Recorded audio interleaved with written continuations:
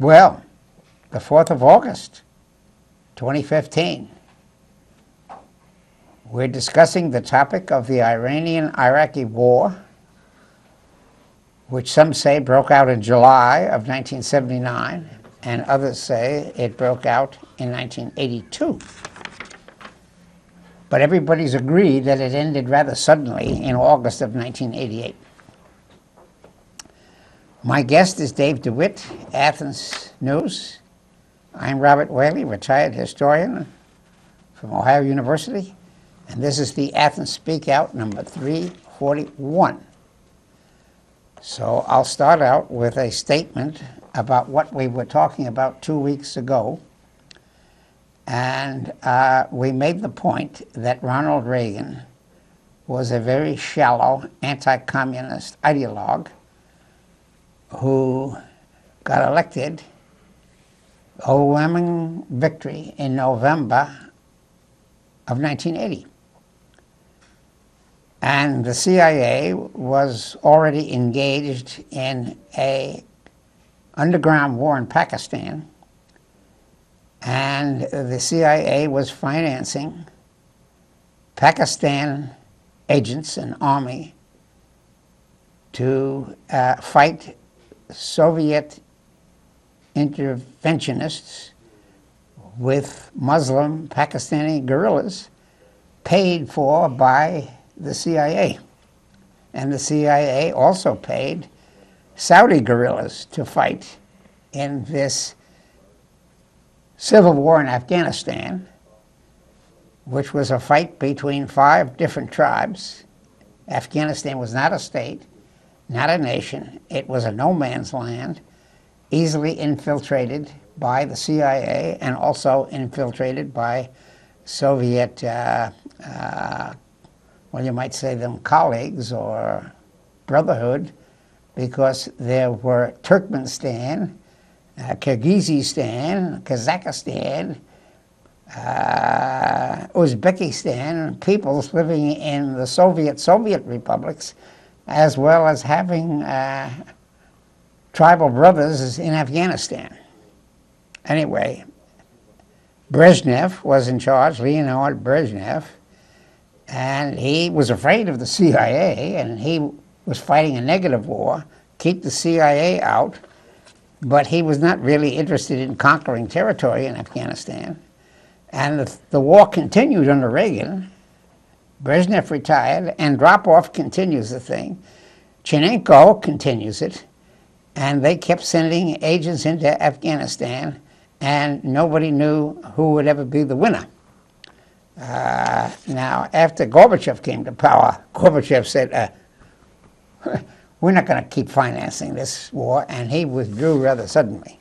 But anyway, Ronald Reagan was a first-class propagandist and wasn't saying anything about Afghanistan. He didn't know anything about Afghanistan or the Soviet infiltration.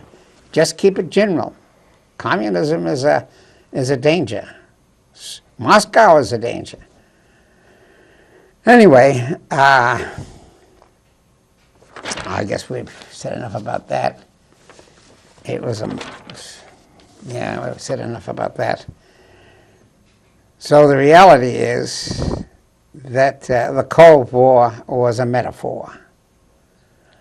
It was a metaphor that meant anti-communism, and that began in 1945. William Casey, an OSS agent in World War II, was probably the first Cold Warrior. And William Casey then went from the OSS, which was fighting fascism, and joined the new CIA in 1945. And Casey had his own Catholic religion. He was already anti-communist on religious grounds. Ronald Reagan was also religiously motivated, but it was a Protestant religion of disciples of Christ, a kind of low-key conservative group that wasn't too... well, he became a communist in 1945 with J. Edgar Hoover, And he started spying on the Screen Actors Guild and trying to be anti-communist in purging socialist and Popular Front collaborators from the Screen Actors Guild. And he kept that up for General Electric. And he just kept giving those same speeches right up to his election in 1980 without hardly changing a word. Anyway, now Pakistan was motivated a little differently. Muhammad Zia-Haq was the general, and he had a large Pashtun tribe in Pakistan who were ethnic brothers of Pashtuns over on the other side of the Himalayan mountains.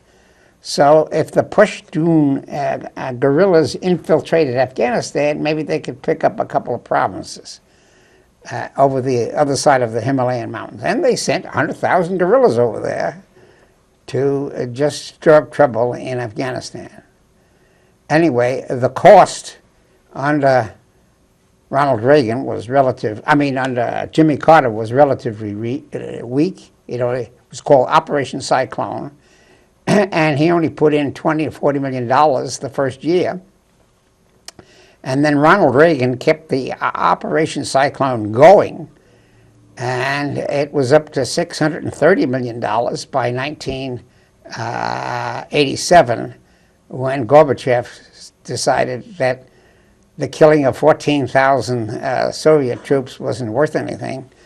And he then just let the Pakistanis and the Afghans fight it out amongst themselves without any Soviet participation. And then, ironically, the United States is saddled with the terrorism, whatever that might mean, in Afghanistan. So William Casey, from 1981 to 87, was running the operation in Afghanistan for the CIA, unbeknownst to the public, unbeknownst to Ronald Reagan's rather speeches. And I think it was Henry Kissinger that got Casey employed in the Reagan administration, just through the CIA offices, and that's how he got into that long war. And of course, I think Zbigniew Brzezinski also recommended to Reagan that he accept Casey as a co-warrior of some kind. Okay, anything else I want to say about that statement?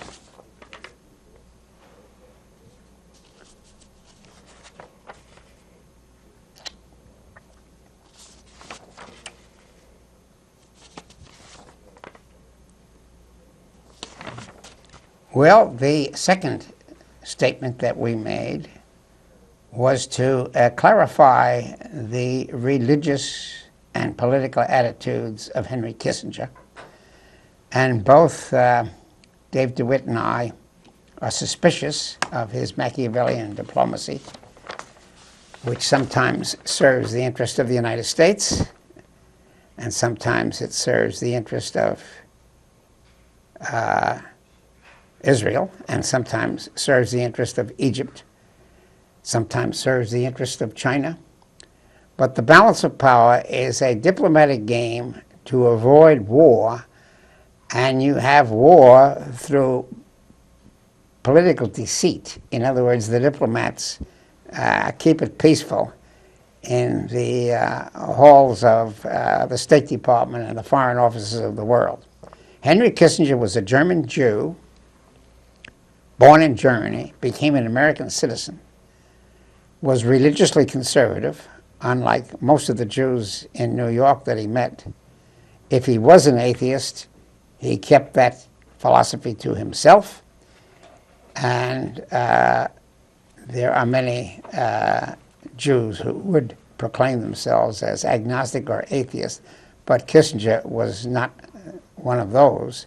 He believed in conservatism, which meant the dollar, make money, And that's how he became an advisor to the Nixon administration and got Nixon out of the Vietnam War through clever diplomacy.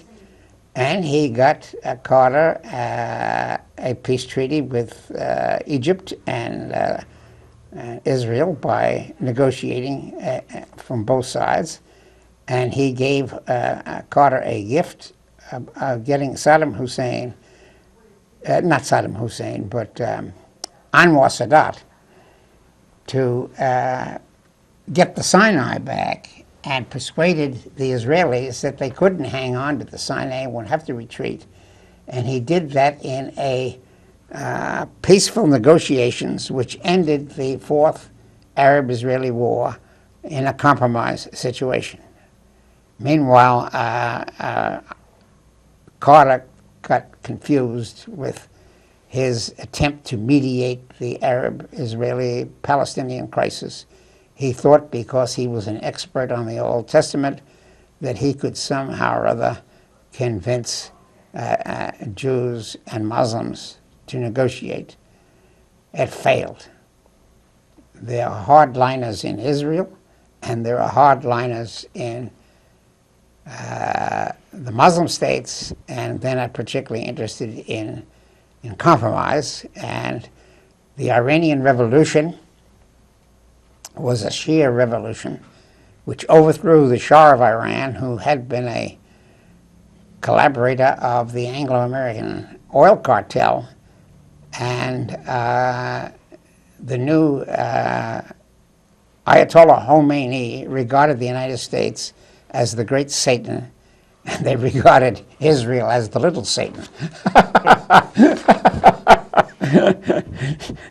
So anyway, do you want to say anything more about Kissinger's diplomacy or his religion or his Machiavellian deals?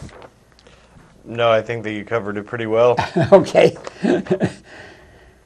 Well, I'll just add a little bit of a footnote here. He's a very, very well-written author, and he's published 3 works of his memoirs, which have to be read in great detail to see how the United States got out of Indochina through Kissinger's diplomacy and how Beijing was recognized at the United Nations. Now, there are also at least a dozen, critical biographies of Henry Kissinger by critics, left-wing journalists, who see the bad Kissinger, the guy who intervenes in Chile, the guy who intervenes in Indonesia, establishing a lot of little... I'll recommend Christopher Hitchens' The Trials of That's one Henry of them. That's Kissinger. one of them. Okay. Robert, what's your assessment of Henry Kissinger? He's the smartest Secretary of State the United States has ever had since John Quincy Adams, because he understood the balance of power. And unfortunately, most Secretaries of State do not understand the balance of power. That's a great weakness of American Secretaries of State. Most of them are politicians who run against the president, and when the president loses, like Hillary Clinton, or the candidate loses, like they make her or him the Secretary of State. Now, Roosevelt had as his Secretary of State Cordell Hull, but Roosevelt was his own Secretary of State, and Roosevelt knew the balance of power, and he did business with Churchill in dealing with Hitler and Stalin in the balance of power game, and he didn't pay any attention to, well, he did pay attention to Cordell Hull. Cordell Hull, officially Secretary of State, was Roosevelt's ambassador to the Congress. So when Roosevelt wanted legislation, I need Lend-Lease for England. Okay, Cordell, you get it through Congress. And that's what Cordell Hull did. Robert, watch your microphone. Yeah, that's the typical Secretary of State. Get your, Yeah. Henry Kissinger was not, well, he became Secretary of State, but his real power was National Security Advisor. And he had the personal ear of Nixon. Would you say that Kissinger was the last good, or let's say Well, great Yeah, the last great, Secretary of yeah. State we've no, had in a long time. We Yeah. haven't had a decent one. Nope, no, For no. quite some time. I don't think, I think Hillary was interested in her own publicity. What did she do as Secretary of State? She went around to 92 countries. She's got a lot of travel. Yeah, she got a lot of travel experience. Yeah. But no one would think that she knew what was going on in Iraq or what's going on in Indochina or Cambodia or any place. Just gives nice speeches. And you know, another thing too, it didn't matter if it was Hillary Clinton or Condoleezza Rice or Madeleine Albright. Those Middle Eastern heads do not take women seriously. That's true. At all. That is very true. That is very true. They'll chop your head off. I just haven't seen a shrewd Secretary of State like Kissinger. No. Someone who's effective the way that he was effective. That's right. And truly changing the arc of Yeah. history Well, you around got the to globe. know. You got to know the history. Not that I'm any fan of Kissinger's, Yeah, but you I got to do know respect how effective. You got he to could know be. the history of the countries you deal with. So if Kissinger didn't know anything about Chile, he could go to Harvard. And I want your Chilean Yeah. expert here. You tell me, what is this guy Pinochet doing? Well, Pinochet's got the money. Overthrow him. Get him. Give him the money. You know, I mean, you could sum it up like this. I think Kissinger knew how to play the game. He knows the whereas, game. You know, Right. Powell and Power. And all these others, they just filled a position. You know, That's true. basically. That's Yeah. true. Yeah, it's a title.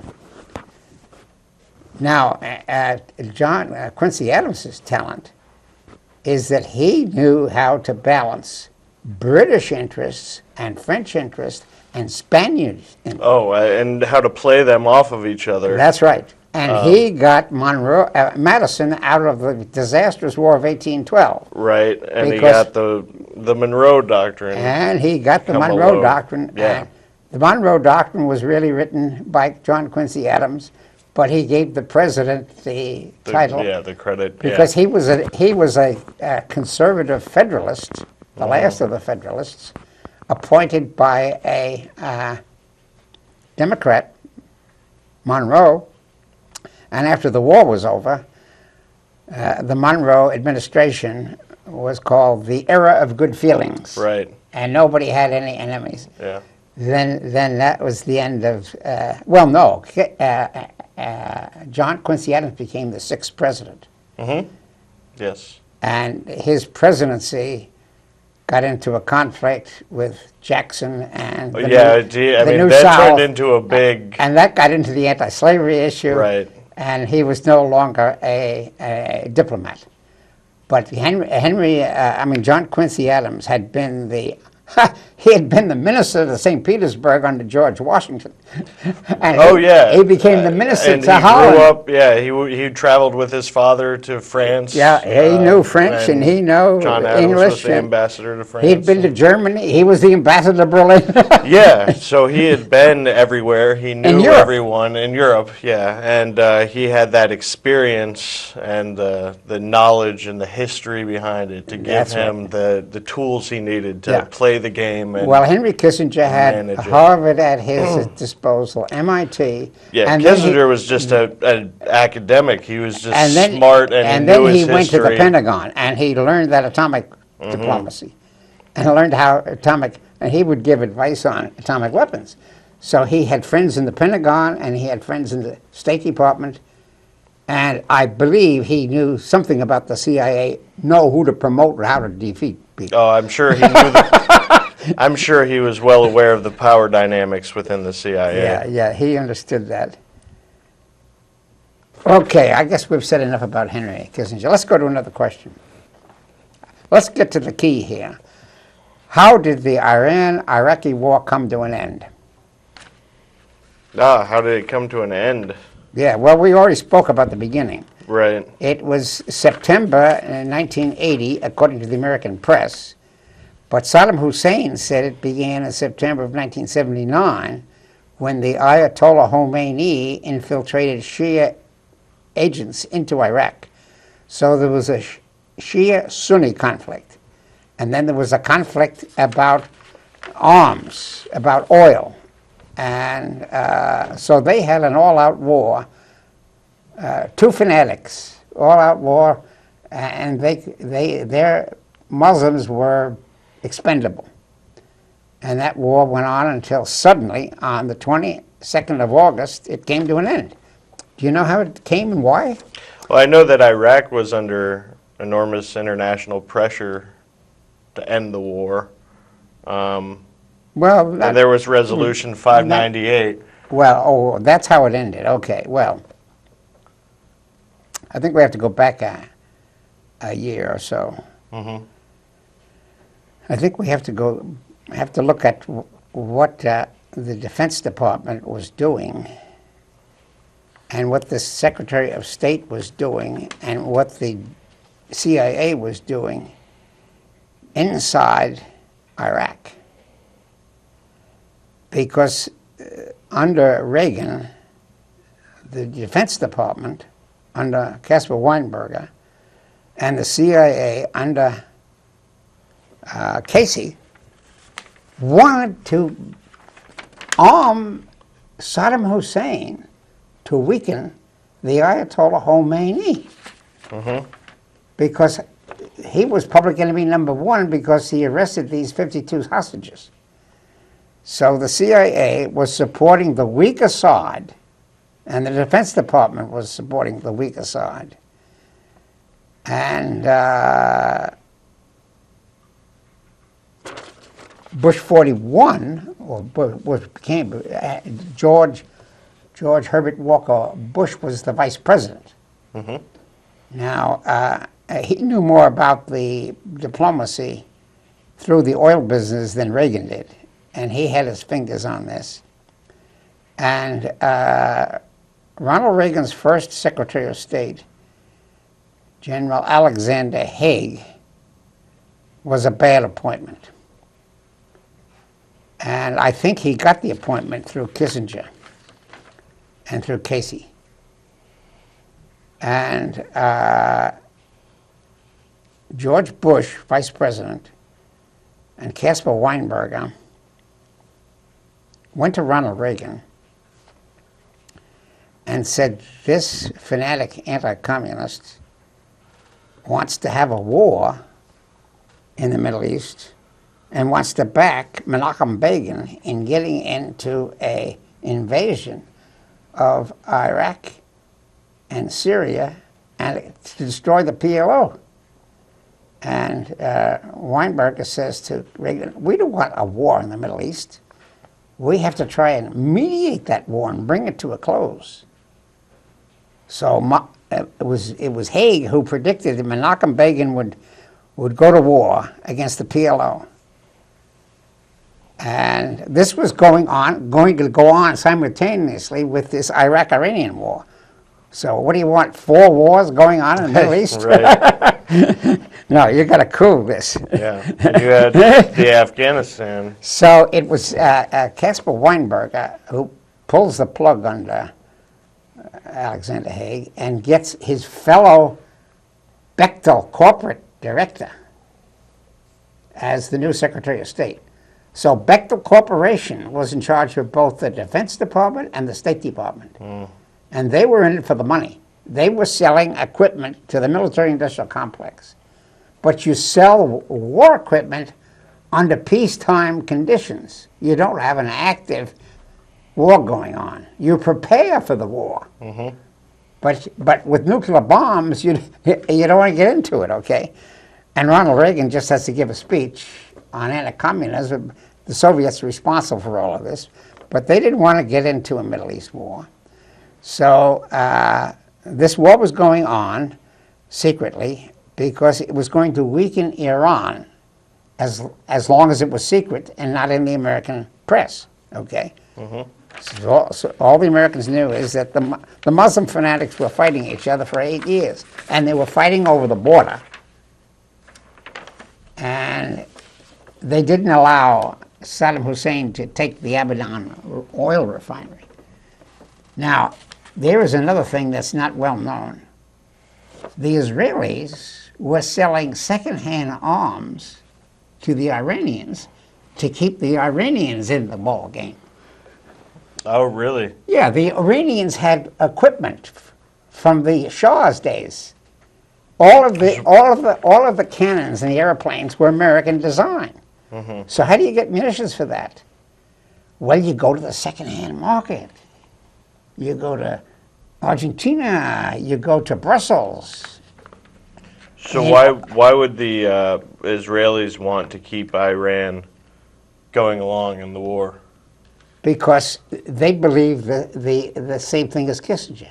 As long as the Muslims are killing each They other. just want them fighting each other. And they leave Israel alone. Right. Okay. So I say it's all under the table. There's not much evidence on this. Okay. But you've heard of the TOW missiles. Oh yeah. Yeah. The TOW missiles were, and that's how the Iran-Contra scandal, that gets exposed in the end. Somebody exposes this guy McFarlane and Poindexter and so forth. They're taking missiles out of the Defense Department budget and giving them to Israel. And then Israel sells them under the table to the Iranians. See? Well, Ronald Reagan gets stuck at the end. Well, where are you, Ronald Reagan? Are you been asleep? Right. And then Ollie North was a real criminal. Yeah. Because Absolutely. he was taking the money from these weapons and putting them in an Israeli bank, and then the money is transferred to Switzerland. He takes the money out of Switzerland and supplies the Contras And then, in order to funds the sabotage Contras. the Democratic pacifists.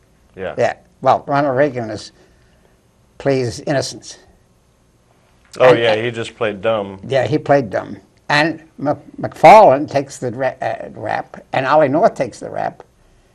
But Weinberger and Schultz, they get off. They Right. didn't know anything about it. Right. They'd just been selling weapons. They didn't know anything about underground second-hand weapons. They didn't know anything about that. Sure they didn't. So anyway, let's come to this sudden end. Iranian airliner number 655 suddenly shot down in August by the United States cruiser the Versennes. Now that cruiser was at the Persian Gulf in order to protect the tankers. But somehow or other, they made an error, according to the American apologists. They shut down this airliner with 274 passengers, 18 crew, that took off from Baghdad on the way to Abu Dhabi. Now, the Ayatollah said this was a plot. This was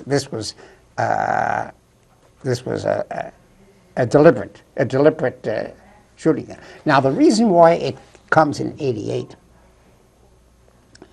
is that the Iranians have more people and have more GNP. And they were beginning to take back the early conquests of Saddam Hussein. And they were beginning to push this border back. And they were going to take an offensive into Iraq. So the CIA people and the Navy people, who's ever on the secret end of things, say, well, we got to call a truce. And they did this through shooting down the airline. Well, anyway, the Ayatollah got the message. He can't keep this war going because even if it was an accident, Yeah. I mean, he's got a warning. Right. They can shoot down Iranian planes forever. yeah. And the Iranians need weapons, and they're short. They're going to run out. So he knew that the war would have to end. So after they shoot it down, then the neutral powers, the Egyptians, the Qataris, they all come to the United Nations. And the Russians and the French, all of those who want this war to end, put this resolution in the UN to make a compromise peace, status quo ante bellum, call the war off, and the Iraqis will go back to Iraq, and the Iranians will go back to Iran, and they'll keep the border the way it was back in 1975 with no gains and no losses for either side. Right. That's how the war suddenly comes to an end. Yeah. And the reason, the motive, is that Reagan is going to retire in 1988. Yeah, this And is all George- summer 1988. Yeah, George Bush Right is before going the to United run States election. against Dukakis. Yeah. And Dukakis is a well-known dove. And if this war is continuing, Dukakis is going to crusade on the war. Mm-hmm. Well, if the war is over, Dukakis no- can't say anything about the Middle Takes East. away an issue. Yeah. That was a clever end of the war. Take a station break. Yeah, that was good diplomacy on the part. Now, I think Weinberger is the real hero there. He's a Harvard graduate. As far as deciding. Yeah, To get this he knows what's done going with, on. sure. And he's in charge of the supplies. He says, well, you got to cut the supplies off, or you tell Saddam Hussein it's over. That's just good timing, right? Good timing, very good timing. Okay, so it comes to a speedy end. UN Resolution 598, that was done in August. The plane was shot down in Right. July. It took- 598. Yeah, it took, plane in July. yeah, it in took a August little. of It took 1988. took a month for the Ayatollah to think about that. Well, and the resolution was put through by Kuwait, Qatar, the United Arab Republic, the Saudis, the Syrians, Iranians. They all wanted it over. And of course, the Israelis want it over too, because they're warming up to fight the PLO. All right. And actually, the PLO they had decided that in '82. They began that war in '82 when the Iraq War began. And then it was the State Department that cancels that, Philip Habib. And he goes to Beirut and says to the Israelis, hey, you can't do it. You got to go home. And then the American Navy took the PLO out of Beirut and put them to Tunis, and they had a compromise peace there, too. Robert, what was, at this point in time, what was Yasser Arafat doing? Yasser Arafat is a terrorist. Of course he is. He's a Head of Palestinian. PLO. He's a Palestinian. And he's got 280,000 Palestinians, and they get some subsidy from the other Middle East countries, and they get a subsidy from the Soviet Union. Okay? And they were trying to preserve the Palestinians against Israel from repressing them Right. in Palestine. Okay. So as far as Israel is concerned, the PLO is a terrorist organization. Right. And Menachem Begin has a big head. And he says in '82, well, with this war going on in Iraq and Iran, nobody is going to care if I invade Syria and Lebanon and eliminate the PLO. Well, this is overreach. Yeah. When the Israeli army gets up there, they're stuck because there are Lebanese terrorists and there are Syrian terrorists. Yeah.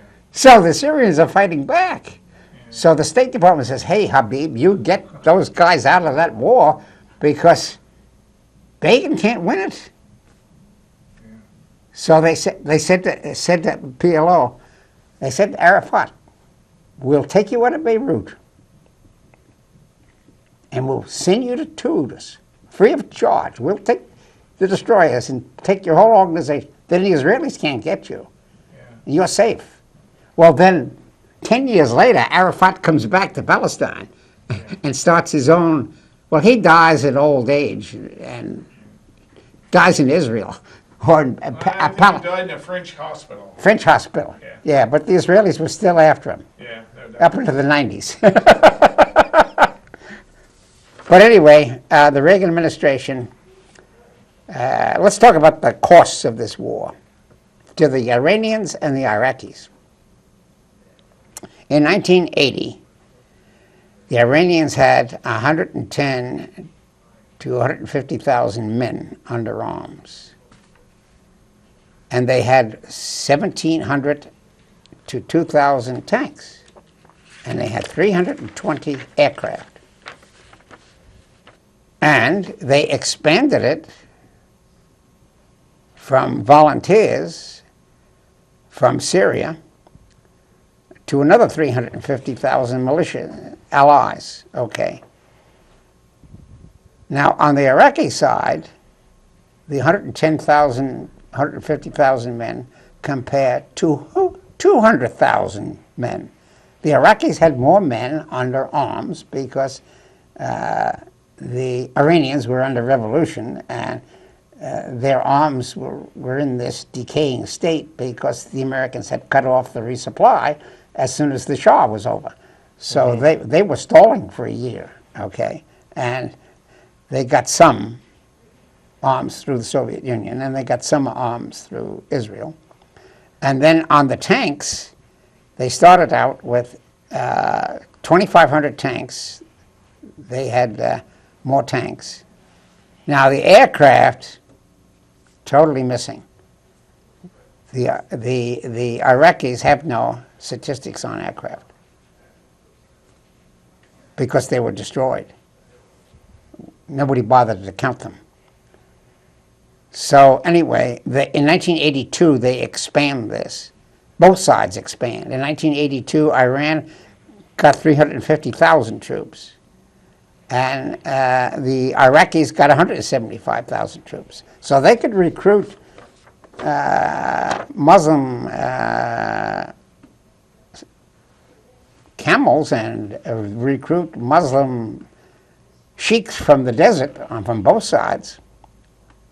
Now, in 1988, when it's over, the Iranians have 900,000 men, 400 tanks, and 80 to 60 aircraft less. And compare that with the Iraqis, 900,000 men to 1,500,000 men. The Iraqis were just draining every single guy they could draft. And the Iranians had only 400 tanks. The Iraqis had 5,000 to 670,000 tanks. Had no problem getting those from the Pentagon. Yeah, right. Because they could pay for them in oil. Yeah. He was just destroying his own country to win. Now, on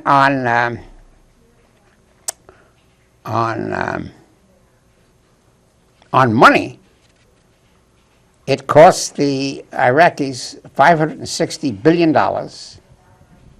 which came from their oil, and it cost the Iranians $627 billion. So they could resupply, and but it was wearing on both societies. So both sides were ready for peace in 1988 when the United States decided they're not going to keep this going.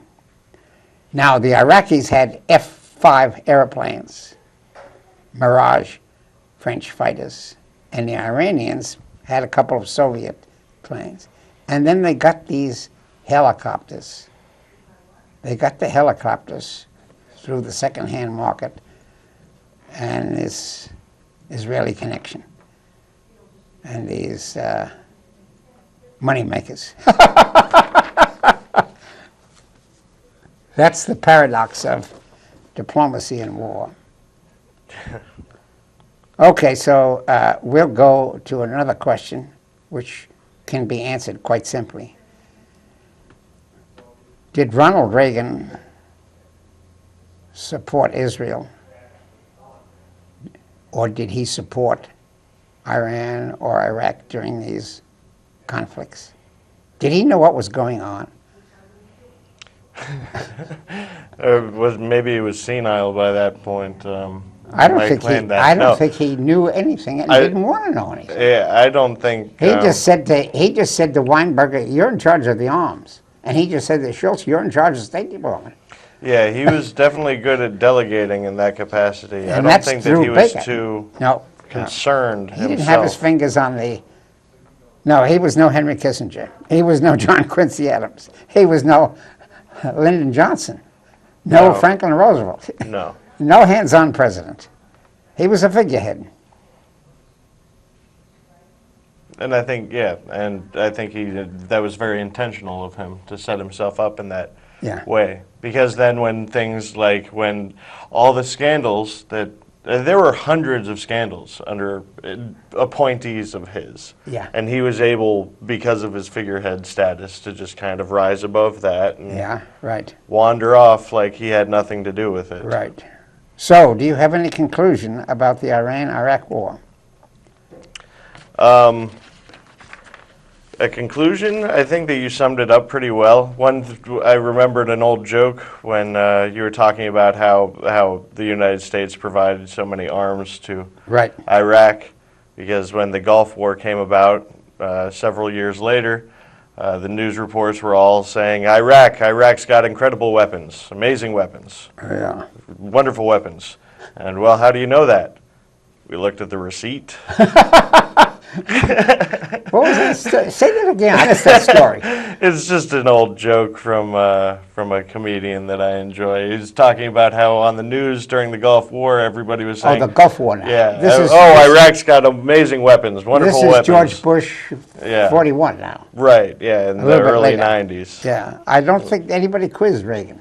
No, he never was held to account for any of this, and the Right. history books, as many of them try to be written now, don't hold him to account very well to it either.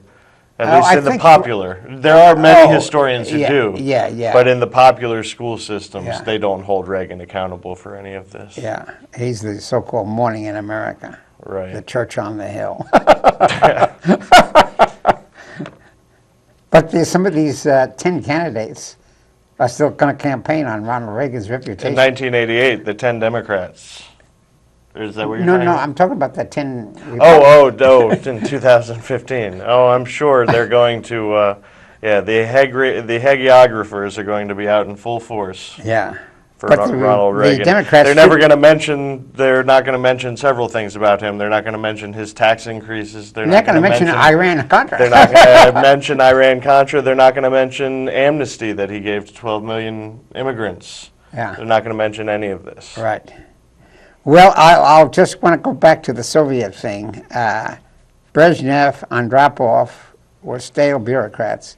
And in 1985, Ronald Reagan was lucky in getting Mikhail Gorbachev in. He was the Soviet leader who decided to pull the Soviet troops out of Afghanistan. So when they talk about how Reagan ended the Cold War, that's another hot air. Oh, yeah. The Soviet Union imploded, Yeah. and George Bush simply sat in there and recognized the Soviet Union imploding. Yeah, it was. They had George Bush, 41, the early Bush, got the credit for being silent as the Soviet Union collapsed in 91. He just recognized it. Right. It imploded. Okay, Yeah. that's the end of it. He had about as much control over it as I do the weather. You got it. You got it. Well, you're sophisticated. So, Haig was a weak Secretary of State, Oh, Alexander Haig. Yeah. Alexander Haig. Now, he was motivated, like cases, from combat experience. He saw anti-communism in terms of combat. Mm-hmm. Ronald Reagan saw anti-communism in terms of Hoover, Oh yeah, blacklists, McCarthyism. yeah, just cliches.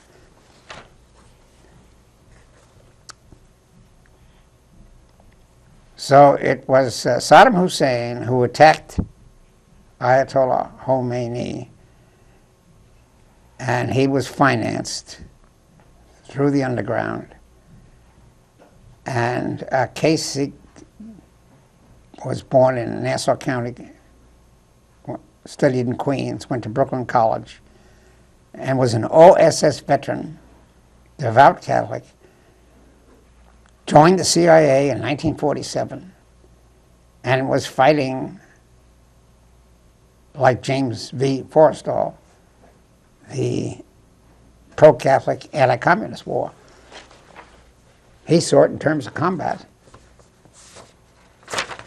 So I guess we can end this topic and get on to another one. We have a kind of a two-topic program here today because we have a short discussion of the Iran-Iraq war.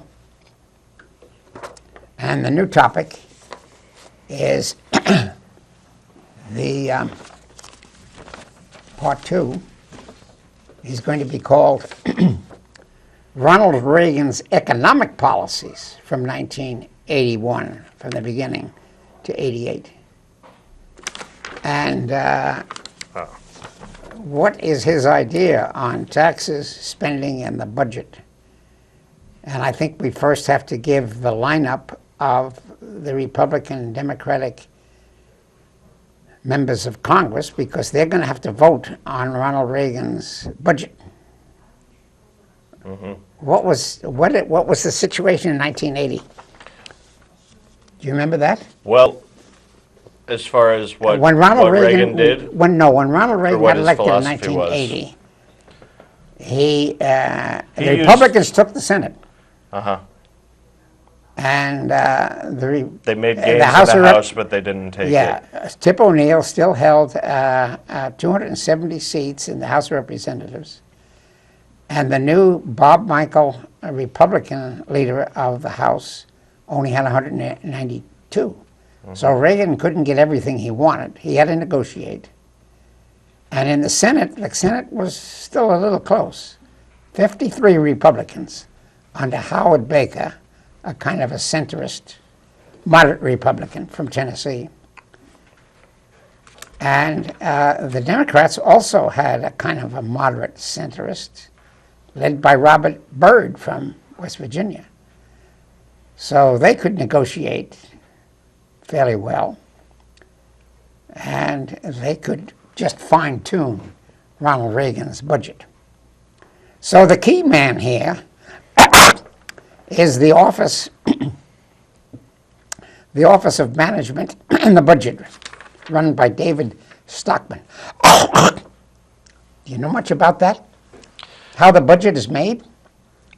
Well, the budget, the Office of Management and Budget. Yeah, how does it work? That is the president. That is the executive level budget management agency. It oversees the president's budget. And the budget of the various federal agencies and how it's distributed and that type of thing. I think it was under the Nixon administration that it came under the executive branch. The office was originally set up in the Department of the Treasury in 1921.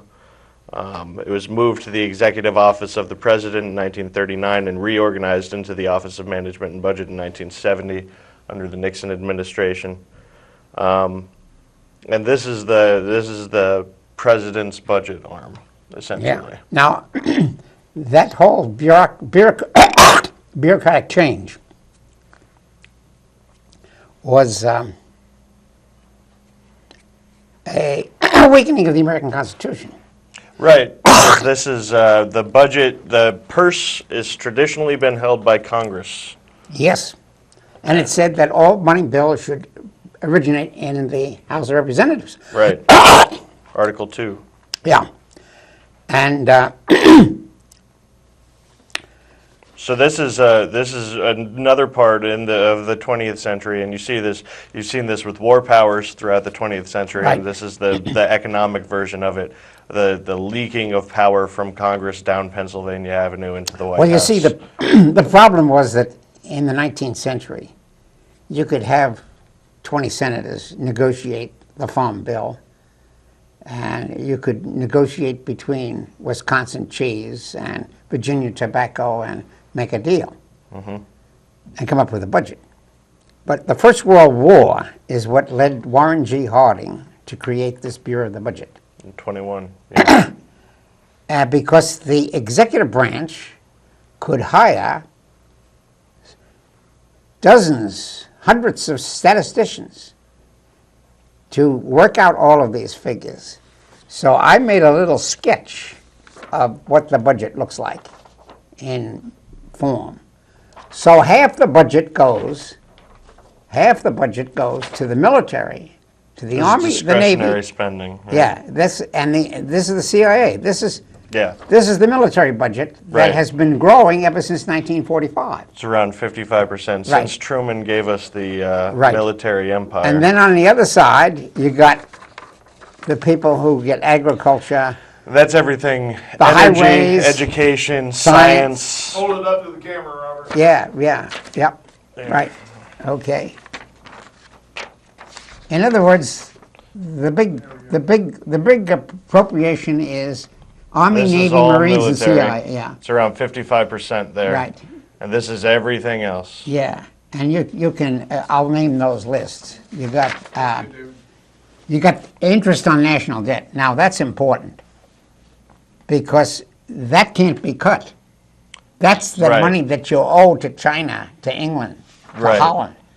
That's That's the value of your money. That's the Federal Reserve. That's what keeps the American dollar afloat. Yeah, If you when default you have- on that, the country defaults. It's like when defaulting the on national your debt goes up, the interest on that goes up. Well, it's it's like up. defaulting on your mortgage. It's up to 7% now.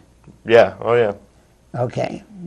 Now, environment, energy, education. Now, Medicare and Social Security are off the books. Yeah. Because That's not. Congress says, okay, we're going to preserve that for the old.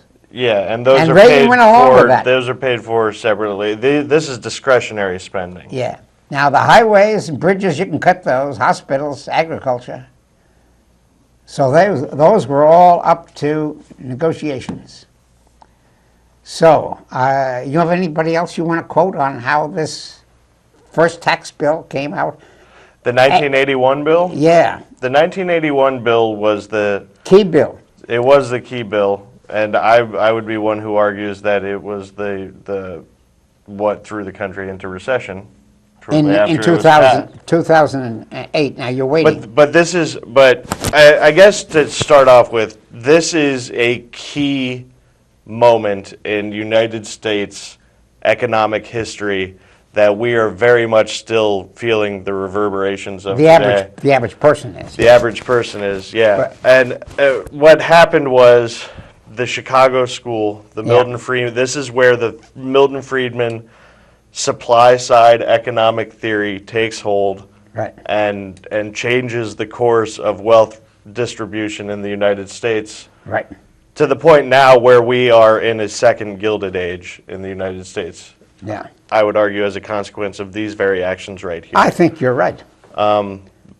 Wealth inequality has exploded beyond anything we've seen since the 1920s. Right.